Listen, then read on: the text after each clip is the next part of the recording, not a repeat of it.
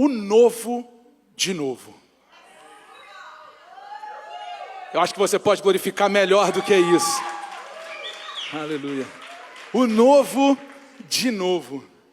Após a ressurreição, e nós já vamos ler o texto, eu queria trazer para você um rápido briefing. Se você quiser abrir a sua Bíblia já comigo em João capítulo 21, do versículo 1 a 6, eu vou ler contigo e nós vamos meditar sobre esta passagem. Se você quiser já colocar, filhão, obrigado. Vamos lá. Primeiro versículo do capítulo 21 de João diz assim: depois disso, Jesus se manifestou outra vez aos discípulos junto ao mar de Tiberíades. Foi assim que ele se manifestou. Estavam juntos Simão Pedro, Tomé, chamado Dídimo, Natanael, que era de Canaã da Galileia, os filhos de Zebedeu e mais 2 discípulos de Jesus. Simão Pedro disse aos outros: eu vou pescar.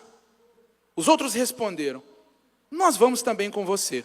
Foram e entraram no barco, mas naquela noite não pegaram nada.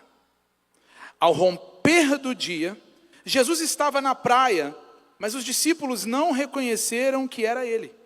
Jesus lhes perguntou: filhos, será que vocês têm aí alguma coisa para comer? Eles responderam: não. Então Jesus lhe disse o seguinte: joguem a rede à direita do barco e vocês acharão. Assim fizeram e já não podiam puxar a rede, tão grande era a quantidade de peixes. Aleluia, aleluia. O momento de transição na vida desses homens, ele ocorreu de várias maneiras, formas, etapas, épocas, de todos os jeitos que você imaginar. Esses 12 homens, aqui já 11 deles, viveram coisas assim inimagináveis. Viveram uma transição em suas vidas quando eles receberam um chamado de viver algo novo. De deixar tudo que eles tinham como empresa, como negócio, como estilo de vida, e seguirem uma missão que era tão forte, que eles decidiram por si próprios seguir a um visionário que estava iniciando algo que nunca tinha antes sido feito em toda a história da humanidade. Porque quando se fala de propósito, se fala de visão e se fala de uma missão clara, as pessoas seguem exatamente aquilo que existe convicção da parte de Deus. E a convicção que Jesus passava no chamado para eles era o suficiente para eles dizerem assim: larguei tudo, só vou. E esses homens passam a seguir a Jesus durante 3 anos e meio, servem com ele no ministério. E você sabe muito bem o acontecimento, como ele termina. Jesus acusado em falso, Jesus preso em falso, Jesus açoitado em falso. Jesus vive os piores dias da sua vida em prol de mim, de você e de toda a humanidade. O propósito dele, ele só poderia ser cumprido se ele vivesse todos os momentos que ele viveu. E eles acompanharam toda essa vivência.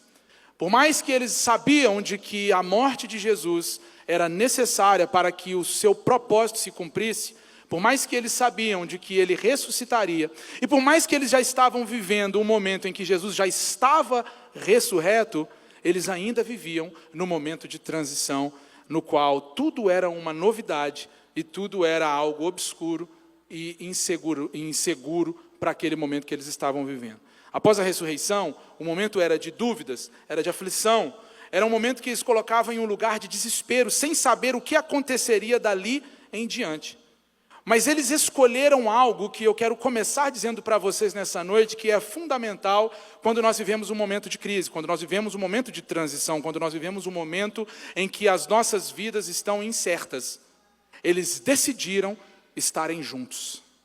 Eles decidiram estar perto do ecossistema criado há 3 anos e meio antes, quando eles juntos vivenciaram todas aquelas maravilhas, todas aquelas promessas, todos aqueles ensinamentos, todos aqueles milagres, todas aquelas maravilhas que eles viveram juntos, fez com que eles solidificassem um ecossistema em que eles entenderam que se eles estivessem juntos, eles superariam qualquer situação naquele momento. Acontece que eles estavam vivendo um gap, eles estavam vivendo um período, um tempo, E esse tempo é algo que eu quero falar com você nessa noite. Qual era o tempo?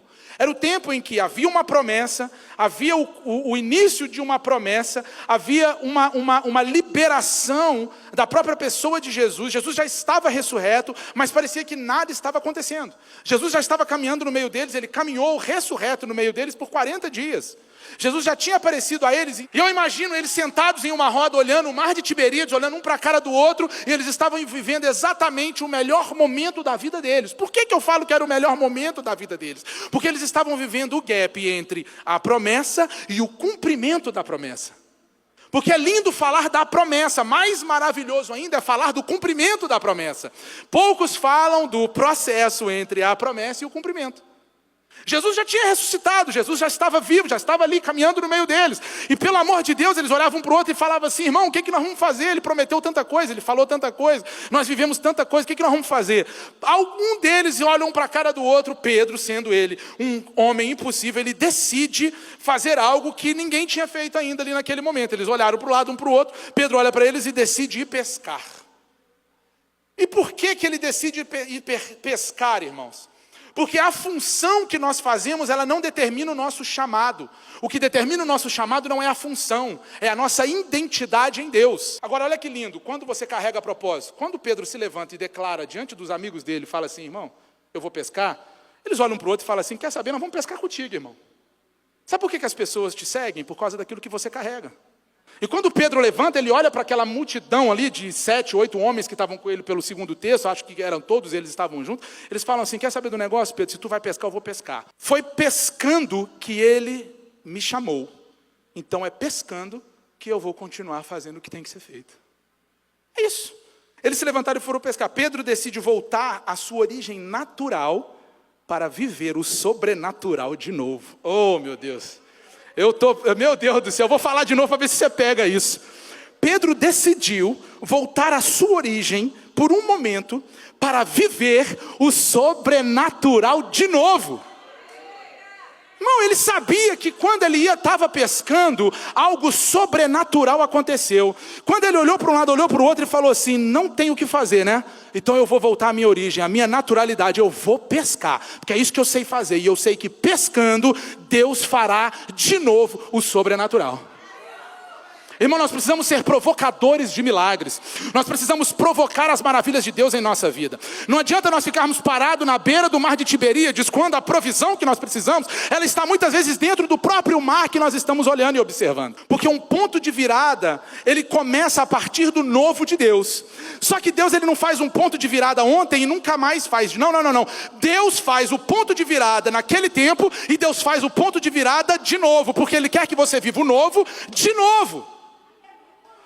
É necessário vivermos o novo de novo, mas como assim? O que isso tem a ver? Será que está na Bíblia? Deixa eu te lembrar só uma passagem, posso te dar várias. Vou te dar só uma. Só uma. A palavra do Senhor se renova todas as manhãs. O ato de Pedro ir pescar não era um ato de desistência, mas era um ato de continuar fazendo o que tivesse que ser feito para viver o seu propósito. Eu precisava comer, eu precisava me alimentar, então eu vou pescar, para mim poder me alimentar e continuar. Sabe por quê? O sobrenatural de Deus, ele não é para quem crê, ele é para quem não desiste, irmão.